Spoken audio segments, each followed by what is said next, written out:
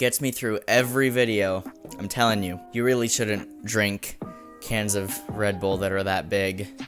I'm gonna die. What is going on, guys? Welcome back to the channel, and as you know, I have been reviewing every single film that was nominated for Best Picture at this year's Oscars. My original goal was to review each and every Best Picture nom before the actual Oscars ceremony, but I just wasn't able to do that. I reviewed a good number of them, and you can go check them out on my channel. They're all up there, but unfortunately, time got away from me. I got a lot of responsibilities this semester, and so I wasn't able to review each and every Best Picture nom before the actual ceremony, but I'm still going to review every single movie that was nominated. I see no reason to stop. And I know a lot of you are probably wondering about my thoughts on this year's Oscars ceremony and what did I think of the winners. Did I think that there were a bunch of snubs? Do I think that there are movies that won that shouldn't have won and other movies should have won? I know you guys are probably wondering about my thoughts on all of that. Don't worry, I am planning to do a video going over my thoughts on the entire ceremony, and I really can't wait to do that because there actually is a surprising amount of stuff to talk about. But I want to review each and every film that was recognized by the Oscars this year in some way before I actually do that video, so we're going to get those videos out of the way first. So continuing on our list, today we are indeed reviewing the film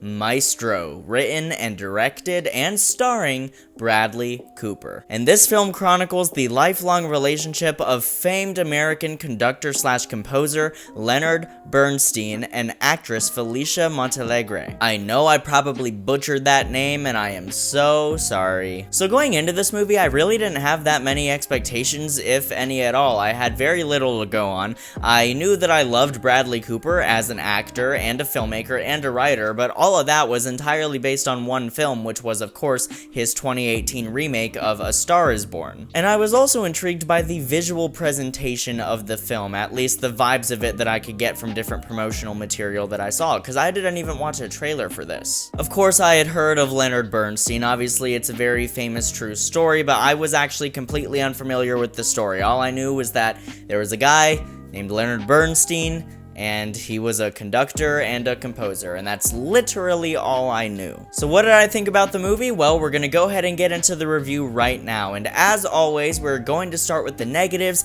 as I always prefer to end on a positive note when it comes to film and filmmaking, so here we go. I only have one legitimate negative with Maestro, and that is that sometimes the story is a little difficult to keep up with. There's points in the movie where time passes and it's not entirely clear that time has passed, or if it's clear that time has passed, it's not necessarily clear how much time has passed. And we're going to talk about the pacing of the film, and I do think that that does play a hand in this, because this is a very well-paced movie. It's extremely fast-paced, and like I said, we're going to talk about that later, but a couple times it does also work to the film's detriment. Sometimes you're wishing, oh, I wish that scene was a little longer, or I wish a little more time was dedicated to certain plot points.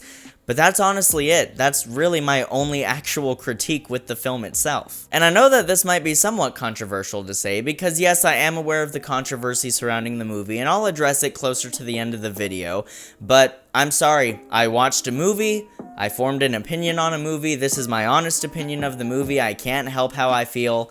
I fucking adored Maestro. I legitimately think that this film is close to a masterpiece. First of all, let's get the obvious out of the way. This film has incredible performance across the board. And obviously I could sit here and talk about Bradley Cooper and gush about Bradley Cooper for hours. And yes, he is genuinely incredible in this film, and he was very deserving of that Oscar nomination. But the one that I think really steals the show here is, you guessed it, Carey fucking Mulligan. Oh my god, this woman. She is legitimately, in my opinion, in my humble opinion, one of the best actresses of all time. She was absolutely mesmerizing in this movie. She completely disappeared into the character, as did Cooper, and especially the way that they play off of each other, the chemistry between the two of them, off the fucking charts. That seems to be something that Bradley Cooper is coming increasingly skilled in.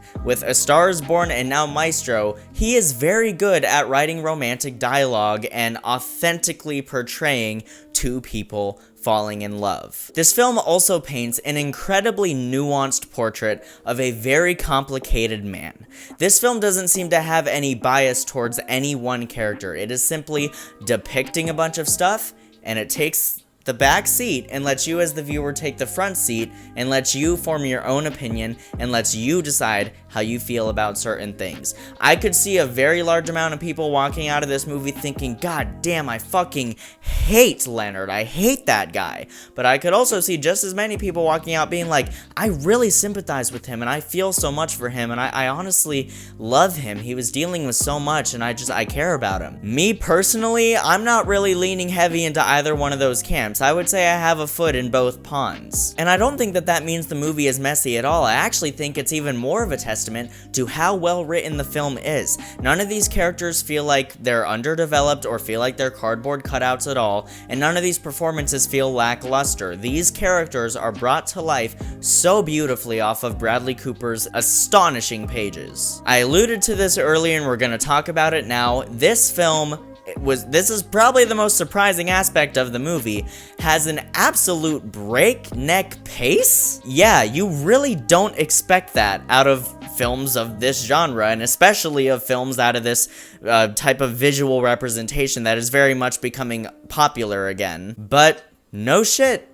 this movie, breakneck pace. It's not even just well paced for a drama, this is just well paced period. Just as a film, it flies by. Once you finish it, you're like, damn, was that really 2 hours? I really couldn't take my eyes off of it at all. I was completely invested the entire time, and I do think a lot of that does have to go to the technical side of things here. This is one of the most beautifully shot films of last year. Every single shot in this film is masterful. This is absolutely in every frame a painting situation. It's genuinely astonishing. As a filmmaker myself, I legitimately cannot comprehend how you even achieve some of the shots that they were able to achieve in this movie, but all the better for it. It is absolutely breathtaking, and the fact that I can, as a filmmaker who has experience with this kind of stuff, obviously nowhere near to this level, but just has experience with like visualizing shots and figuring out how to get the best shot possible and setting up shots, the fact that I am not able to comprehend how they achieve certain shots in this movie really speaks to genuinely how incredible those shots are, and it also greatly adds to the mystique of it all, and the fact that you are not able to be taken out of this movie at all. Sometimes I'll be watching a movie, I'm like, this is a really good movie, but the entire time I'm able to guess, like, yeah, okay, so that's probably how they did that, that's probably how they did that. With this one, particularly when it comes to the cinematography and the shot setups, I'm completely fucking clueless. Which of course leads me into Bradley Cooper's direction. And this does not feel like a retread of A Star is Born. Now when it comes to the writing, there definitely are similarities. I think Bradley Cooper's writing is a little bit more indistinguishable between A Star is Born and this film than his directing, because this film actually felt very detached from A Star is Born, directorially speaking. It seems like Bradley Cooper adopted a much different style for this film, and again, a lot of that might just go to the visual presentation. If this film was shot widescreen like A Star is Born was, and was entirely in color, and had more modern day sounding dialogue, maybe the directing style would feel exactly like A Star is Born. But I guess a better way to phrase it, Bradley Cooper had a much different vision for this film than what he had for A Star is Born, and I think it works so well. As I said, his direction in this film is immaculate. It flies by. Every scene is consistently intriguing. He gets incredible performances out of all of his co-stars, and as I've already said, his performance in particular is fucking amazing. The film also captures the time periods that it's depicting incredibly well. The costume design, the hair and makeup design, the production design, all of it truly does feel like a time capsule. It feels like classic Hollywood cinema, from anywhere from like the 20s through the 50s. Even the way the dialogue is spoken, the acting techniques, very much feels ripped from that era of Hollywood, and I love that. Completely am living for that. I also, unlike a lot of people apparently, found this film insanely emotionally impactful. Like, it brought me to tears by the end, genuinely. There's like a 6-minute unbroken take of Bradley Cooper just going fucking crazy in a scene where he has to conduct an entire ensemble, It brought me to tears. Not a single line of dialogue. It's literally just him sitting there conducting the ensemble as they play the piece of music. Brought me to tears because his performance is just so fucking powerful, and the music is so beautiful, and the way it was presented visually, just everything about it was so damn perfect. It genuinely hit me so deeply. But that's not the end of the movie. I'm not going to spoil the end of the movie, obviously, but I'm just saying, really deeply impacted me. Particularly the arc with Carey Mulligan's character and how it affects Leonard in the film. So good. So good. A similar effect towards the end of A Star Is Born. So yeah, guys, overall, I really did fucking adore this movie. Now, I said that I was going to address the controversy surrounding the film, so I will very briefly do that now. Basically, a lot of people were just saying that this movie was just Oscar bait. It was produced, assuredly by Steven Spielberg and Martin Scorsese, so they had a hand in this film as well, and, you know, a lot of people seem to be hating on Bradley Cooper. Like, Bradley Cooper doesn't deserve anything. This film is just Oscar baity bullshit, and it's being released right around award season. They know what they're doing. This movie doesn't deserve anything. It's so pretentious. There's no substance at all. Look, I wasn't aware of that controversy when I sat down to watch the movie. All I know, as a viewer and an artist and a filmmaker myself, I sat down and I watched a movie and I loved the movie. I'm sorry. And look, even if this movie was trying to be Oscar bait, even if they did know exactly what they were doing, like, yes, we're gonna shoot it like this, we're gonna play it like this, we're gonna make it look like this because the Oscars love that. I don't think any of us can really deny that while the Oscars are bullshit a lot of the time, the stuff they give awards to is still good. Like, obviously there's snubs, and there's movies that you think deserved it more than other movies, but very rarely are the Oscars going to give an award to a movie that consensus-wise most people think is bad. But I also don't think it's applicable. Even if they are doing it to suck the dick of the Academy, basically, like, I understand that that's kind of like, ooh, like, do you really care about the craft, or are you just trying to appease the Academy? I don't see how you could sit down and watch this movie and think that they didn't care about the craft. I don't see how you could sit down and watch this movie and call it pretentious.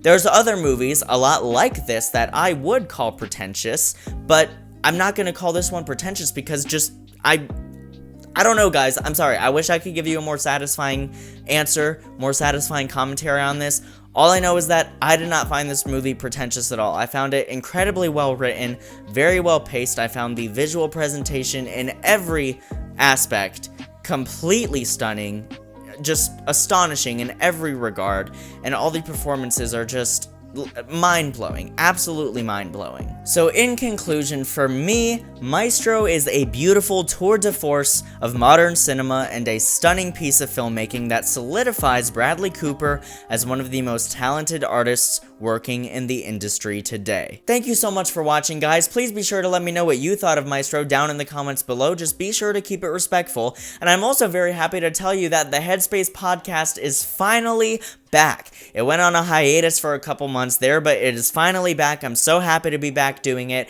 and I just released another episode recently on the Netflix 2023 thriller Leave the World Behind, a very divisive and very controversial movie that a lot of people have a lot of takes and a lot of opinions about, and it was the perfect movie to cover on my podcast, especially given what the whole premise and the point of my podcast is. But what's very special about this episode is that it is the first episode where I actually have a guest. I brought on a very close friend of mine. Her name is Kendall Jackson. She is an actress and a soon-to-be content creator in her own right. We had a very long, very in-depth, very intriguing, and good discussion about everything going on with that movie and the conversation surrounding it, and I really encourage you guys to go check out that episode if you haven't already. It is episode 4 of the podcast, and please check out the other episodes as well, and that podcast is available on all major podcast streaming platforms, most namely Apple Podcasts and Spotify, which is what most people use. Guys, be sure to like and subscribe if you haven't already, and if you want to go the extra mile, be sure to also turn on bell notifications so you get notified